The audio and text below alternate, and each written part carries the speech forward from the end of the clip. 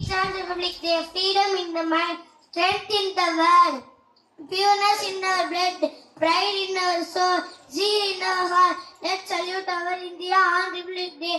Good morning, everyone. Respected principal, teacher, parents, and my dear friends. My name is Mohammed Shakil. At first, I wish you all a very happy Republic Day. Today is 26th January and we are celebrating 77th Republic Day. Republic Day is a national festival of India. We celebrate this day with great joy and happiness. On this day, the celebration of India came into force in 1950. The Constitution was written by Dr. B.R. Ambedkar. Our Constitution is the supreme law of India.